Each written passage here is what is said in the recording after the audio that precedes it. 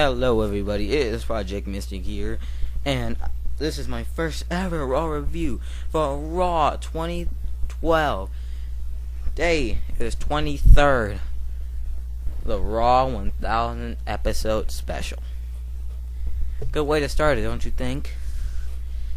Okay, Monday Night Raw starts with this great, the beginning, present, and future promo going up to the show. It's a really epic intro, and then new WWE theme for Raw, new Raw brand setup, intro, how it looks, but I don't think it's I don't know if it's permanent or not. All I know is that they should keep it. Following that, Vince McMahon comes out and says thank you for all the support, followed by a chant that says thank you Vince. Then Vince McMahon introduces D-Generation X. D-Generation X comes out, yeah, they're back. Shawn Michaels is back. Triple H is not fighting with Brock Lesnar right now, but he is. But he's back. They go down to the ring, and then when they're about to do the cross chop in the middle of the ring that they normally do, Shawn Michaels stops Triple H and says, whoa, Hunter. Did they used to be more of us? And I was like, it's about to happen. And then they point to the ramp.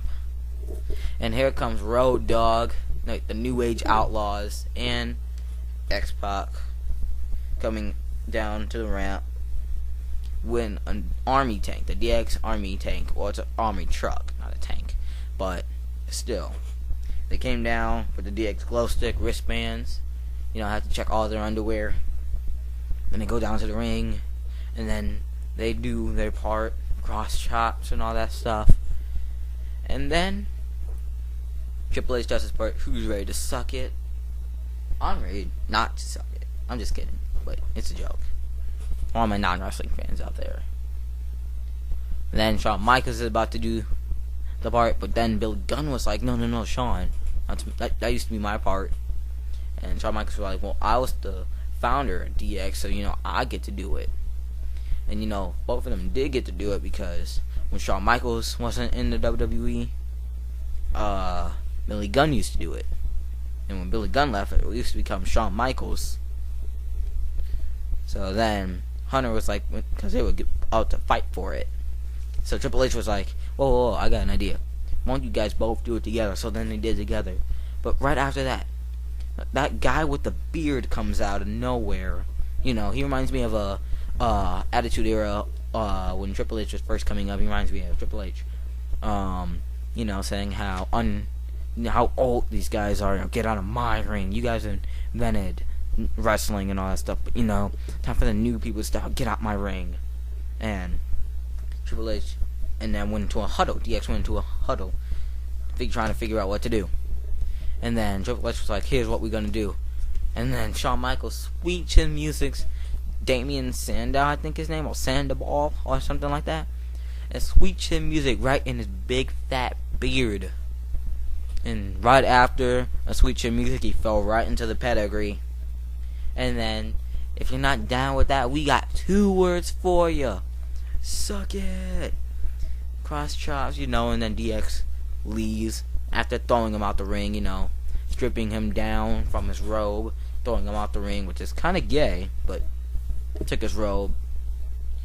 Next was JR comes out to the ring as we have our first match of the night. Rey Mysterio, Sin Cara, and Sheamus versus the team of Y2J, Dolph Ziggler, and Alberto Del Rio in a 6-man tag match. And I thought it was going to be an awesome 6-man tag match because you have Rey Mysterio and Sin Cara on the team, and then Sheamus came out. If Sheamus comes out on that 6-man team, Sheamus is going to win, basically, with that bro kick. And they had, last week on Monday Night Raw, they had a Dolph Ziggler and Chris Jericho scene where Chris Jericho Dolph Ziggler came out and said, get out of my ring, it's my time to shine. Or was it Chris Jericho? I don't remember. But he came down to the ring and said, get out my ring. Like, he lost his edge, then code breakered him. Jericho code breaker Dolph Ziggler in the middle of the ring, and said, well, he didn't say nothing. He just didn't say nothing left. That's Chris Jericho for you. You say nothing. And people are complaining about how Chris Jericho didn't say anything, and they're getting tired of that. But if Chris Jericho says something, he's gonna outshadow anyone that's going against him. In this case, Dolph Ziggler. If he talks to Dolph Ziggler and just talks and says his mind to the WWE fan base, he's gonna outshine Dolph Ziggler or the person you're trying to bring up in the WWE by having a feud with Chris Jericho. I mean, Chris can't talk because he can talk.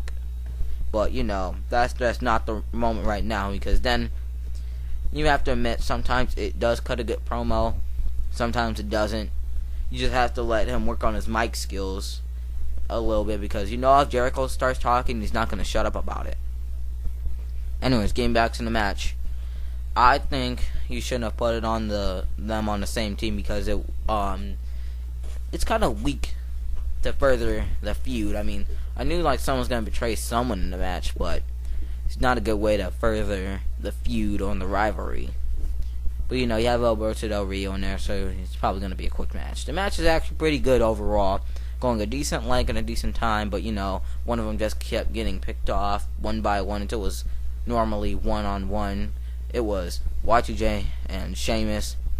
Sheamus misses wildly with the first bro kick, and when Chris Jericho's about to do his little lion salt thing, Dolph Ziggler punched Jericho in the face, knocking him down, putting him in the daze. Sheamus someone, I think it was Sin Cara, took out Dolph Ziggler after that, or he just didn't take him out at all. Dolph Ziggler meant to do that. But anyways, Jericho ran into the bro kick, and the match was over. And the team of Rey, Sin Cara, and Sheamus won. After that, it was I can't even read because I take notes, but I don't read my notes, obviously. Then after that, it was a scene with Charlie Sheen commenting on AJ's wedding. I think this is gonna be a good wedding, making fun of Daniel Bryan like everyone should. And then they put this little Twitter thing, AJ I do, AJ I don't, I tweet AJ I don't, because I don't like that. Even though I kind of knew how it was going to turn out, they weren't going to get married, knowing all the WWE weddings out there. After that, with Charlie Sheen moment, number 1, we had our second match of the night, Brodus Clay versus Jack Swagger, with Dude Love coming out. It was a squash match and a waste of time and effort. Jack Swagger basically missed wild with that cheap shot, and Brodus Clay capitalized and only lasted 10 seconds at the most. And then after that, Mick Foley, or I should say Dude Love, Brodus Clay, and the Funkadactyls danced in the ring, brought the kids in the ring, took his little sock out the pants, and, just gave it right back to Jack Swagger until he fell out the ring. To a lot of younger fans, PG fans, you guys probably enjoy that shit, but I don't. I miss the Attitude Era. I miss the era before the Attitude Era. I miss all the original matches WWE used to have before they went to PG. The cussing, the scenes. Raw 2007 was the best time for WWE. 2006 to 2007 was absolutely amazing for WWE at the time. Raw was getting somewhere. SmackDown and the ECW was even up there with the rise of CM Punk and the ECW Championship. No, not gonna go into detail with the Chris Benoit thing because WWE will probably be on my tail saying, "Don't you ever bring up Chris Benoit again." Well, I'm bringing up Chris Benoit. What you gonna do? Take my video down? Moving on. After that, it was a scene with Trish Stratus and Triple H, which happened on a Raw similar to that, where Triple H had to show Trish Stratus how to get out the move, and it looked just wrong. It looks like he was in a sexual position. This time it was Trish Stratus in a sexual position with Triple H. And then DX comes out and says, are you okay? And, they just took the hint and got out of there. This time it was DX, last time it was Stephanie McMahon. I would have took DX. moving on after that embarrassing Triple H moment, we had the wedding of Daniel Bryan and AJ with Slick the Reverend. And, he goes through the whole black wedding thing, you gotta get pumped and gotta get the church music up in there. I do that, man. I do that. It says like marriage like 8 times, like marriage is sacred. Marriage is something that comes out of your butt. Marriage is a bond between one another. Marriage, and then gets cut off by AJ saying, hurry up, please. It's like, speak now or forever hold your peace. At a traditional wedding, you don't say nothing. Unless you want to speak the truth and all that stuff. And then, the WWE Universe was like, a loud chant of no's and boos, and Twitter came up, and I was like, you shouldn't have get married. And the crowd was like, no, don't get married, no. Continuing. Slick was like, that's the first time I ever heard that. Anyways, he was about to marry AJ when, Daniel Bryan was like, yes, and AJ was like, yes, and he was like, by the power invested in me. By the way, what power does he have? I marry you too, but right before he said that, AJ was like, I wasn't saying yes to Daniel Bryan, I was saying yes to someone else. Another proposal. And then out comes Vince McMahon. And he was like, oh crap, she's marrying Vince McMahon.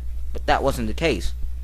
He points to the stage and Vince McMahon points to the stage and says, your new Raw general manager is, turns his finger to the ring, AJ. And Daniel Bryan, he goes from yes to no, fuck no at all. And then he didn't marry them. D-Bry got mad, started throwing stuff across the ring, knocking over the wedding. He got left at the altar. It was funny. And he said he wasn't leaving the ring no matter what. CM Punk came out, insults Daniel Bryan about him getting left at the altar. And out comes The Rock. Not because of D-Bry, but because he talks about the WWE Championship. And he's like, whoever is the WWE Champion at Royal Rumble, I would face at the Royal Rumble. It was either going to be Big Show, Punk, or Cena. Majority went to Punk. And, he was going to look forward for that match. And I think that would be an explosive match. I don't know why you guys want to see Cena versus The Rock again. Really. Only 5% voted for, the Big Show and Rock. But, what is with The Rock and Royal Rumble? You can't wait until WrestleMania, SummerSlam, or Survivor Series. Out of all the pay-per-views, he picked Royal Rumble. Not complaining, though, but, it'll work. So, he's like, Daniel Bryan, it may not have been your day, but I got you a wedding present anyway. And then he rock bottomed him and left the ring. And then, he didn't leave the ring just yet. He was like, can you smell what The Rock is cooking? And then he left the ring. Punk followed, and Daniel Bryan just he was out of it. Next, after that big rock bottom to Daniel Bryan, it was The Miz versus Christian for the Intercontinental Championship with Bret Hart as a special ring announcer, and no one liked Bret. I was watching, at least Christo doesn't like Bret. Christo from Most Extreme Wrestling. Just because I like you guys, I'll put your link in the description. And your Twitter, maybe. We'll see. But Crystal, why don't you like Bret Hart? I mean, he beat Kurt Hennig, Mr. Perfect, for his first Intercontinental Championship. It just seemed right for him to introduce these two, even with the Canada relationship between Christian and Kurt Hennig. Not Kurt Hennig, Bret Hart. But that wasn't the case, being his first Intercontinental Championship on Raw, and noticing that, I really think it was good for Bret Hart to introduce Christian and The Miz. So, the match is really good. Christian kind of tweaked his knee at the beginning of the match with a cross body from the top rope when he got Miz outside the ring. And, as Miz would do, he would capitalize on Christian's mistake. But, when Miz was about to go for his finisher, Christian counter, rolled over the top, and then he was about to go for his finisher. But then Miz countered and was about to go for, I think, a suplex, but Christian countered that and rolled through. But he tweaked his knee, he hit and landed on his bad knee when he did that, which caused Miz to take the upper advantage, hit the skull-crushing finale for the 1, 2, 3, and he became the new Intercontinental Champion. And this is his first Intercontinental Championship too. I have no complaints for that match. Christian is a great Intercontinental Champion, but so is The Miz. I can't wait to see where the storyline goes in the near future. I can't wait for when Christian gets his knee back up. I can't wait for him to come back and take his Intercontinental Championship rematch back. That will probably be another good match. I have simulated that match so many times in WWE 12. It's not funny. Continuing, you had Brock Lesnar confronts Triple H.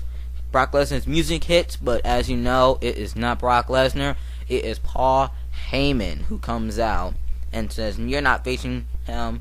And then he says some shit about Triple H's kids. And Stephanie McMahon comes out and says how you failed in WWE, ECW, and WCW. And, you know, she slaps him 2 times. He gets mad, says, you want to fight? You want to fight? Well, you got Brock. You got Brock at SummerSlam. You guys walked into hell. And he was like, and he just stopped and realized he just played into Stephanie and Triple H's trap. And then he started talking more stuff about how he was going to get hurt. And Stephanie McMahon jumped Paul Heyman. I can see why Paul Heyman didn't fight back, because he loved being on top of Stephanie. And then here comes Brock Lesnar about to fight Triple H. They go at it. Brock Lesnar just runs in the ring and boom, hits Triple H in the corner. They go at it, you know, back and forth until Triple H gets momentum and throws Brock Lesnar out the ring. And I think Brock Lesnar hit a bad bounce because he bounced out the ring, flipped up, and then tripped backwards. It's a minor thing, but, you know, fail. Just an epic fail.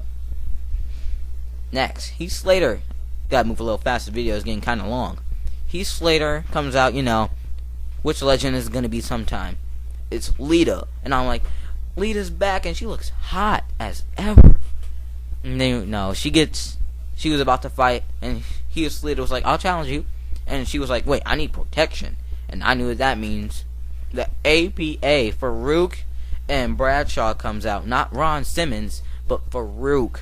Same people, but it just meant a lot for Farouk. But, you know, Ron Simmons was not that Ron Simmons. It was Farouk and Bradshaw. Bradshaw chased Heath Slater off. And the legends come out to Rush, the Road Warriors theme song. And then all the legends that beat Heath Slater, including Road Warrior Animal, comes out. You know, I wish Hawk was still here. But, you know, he comes out and chases Heath Slater back down to the ring, where Lita gives him the twist of fate, and he gets up, and then Bradshaw delivers a clothesline until he stands up, then Lita hits with the moonsault, and that's the end of Heath Slater. People were saying, why Stone Cold? It wasn't Stone Cold, because, you know, he played a big part in the Attitude Era, and why he wasn't here for Monday Night Raw. It's because on July 2nd, he had a injury on his knee. Well, he had surgery on his knee from all his WWE past experience, and he wanted to get it fixed. So when he had the surgery was a complete success. Like, I think 2 days ago, a couple of days ago, you know, he's going in rehab, and he's walking on crutches now. He'll probably be in it for another week. But he didn't, for Monday Night Raw 1000, he chose not to be on there. So don't blame Vince or the WWE for not bringing him. He chose not to be on there. He didn't want to see the WWE fans coming down here with him coming down to the ring with crutches, literally limping down to the ring, and have to do that, like say something. So, you know, he had a legitimate excuse. He had knee surgery from all his past WWE experience, and he needed to pay for it instead of, you know, just whine and quit. Continuing on, Fozzie Bear talks about all the catchphrases and more waste of time. Then Cena meets The Rock backstage with Zack Ryder and Mean Gene Okerlund, saying who was responsible for GTV back in the Attitude Era. and he thought it was Mean Gene Okerlund, when some reports said it was Goldust, but we'll never know. Continuing after that, we had Kane versus 6 newbies, and it was basically Kurt Hawkins and Tyler Rex, Drew McIntyre, basically all the people who have been underlooked in the WWE that want a chance. Winning that was Jinder Mahal, and then you hear the bell, the gong, whatever you call it, and Undertaker comes out, and his entrance was so epic. I was hyped. I turned off my lights and everything, shut my computer down for a couple of seconds, threw it on my phone, just because I wanted to be dark in my room when his entrance went on, and then turned the lights back on when it got light. But then, when he was about to do it, he took off his hood, but couldn't get his hood off all the way, and I was like, oh, that killed all the epicness that just wound up to that point. Small, but I was like, oh, that Undertaker buzz is gone. And then I started kicking ass. Then, the double tombstone, the double choke slam, the double choke slam with 2 hands, delivered them, and then they did their pose in the middle of the ring. They threw Hawkins and Hunico, or Hunico, however you pronounce his name. They did their pose in the ring with Undertaker and Kane, and that was it for Undertaker. I was like, Undertaker's back, yes. No WrestleMania though, but who cares? And then it was the last match of the night: John Cena versus CM Punk for the WWE Championship, which was a very heated battle and classic between Punk and Super Cena. And then Big Show interfered after the ref got knocked out by, I think, Cena or Punk. And during that, Big Show came out and knocked out John Cena. Right after John Cena delivered the AA to CM Punk, but CM Punk, didn't know what to do. Pin Cena, get the referee back in, be a cult of personality, fair, impartial. He got the referee back in the ring and just decided, fuck it, I'm gonna pin John Cena. Then John Cena kicked out, and then here comes Big Show, because John Cena was about to win with the STFU. Big Show comes out and starts going to town on John Cena. Get Punk disqualified. So he is the first person to lose his Money in the Bank contract. First person. Good job, Cena, but it wasn't your fault. So Big Show starts going to town on him. Then Punk doesn't know what to do. He just gets out of the ring and leaves. And then here comes The Rock going to town on the Big Show. He delivers the spine buster to the Big Show, and he's about to go for the People's Elbow. Right when he went for the People's Elbow went off the turnbuckle, CM Punk comes in with the clothesline, and everyone's like, what just happened? Oh my goodness, what the hell? And then I was like, yes, heel turn, and then CM Punk delivered the go to sleep to The Rock, and I was like, damn, bitch, you just got knocked the fuck out. And that was the end for Monday Night Raw. At that point, I was like, CM Punk heel turn. That, for me, that was the best moment of this Raw tonight. You look at the match card. You had John Cena, the six man versus Kane match, which really wasn't a match. You had The Miz versus Christian. You had Brodus Clay versus Jack Swagger, and the six man tag match. They all sucked except for The Miz and Christian and John Cena versus CM Punk with the heel turn of Punk, which was really good. I loved it. I would have preferred if it was John Cena with the heel turn, but WWE, we can't lose our face of the company, even though CM Punk can take over the face of the company. But it's cool. It's cool. So guys, if you like this Raw commentary, kind of long, but if you like it, subscribe. Twitter.com/Project Mystic. I will see you guys later, and I have one question for you guys. Does everybody hear me now?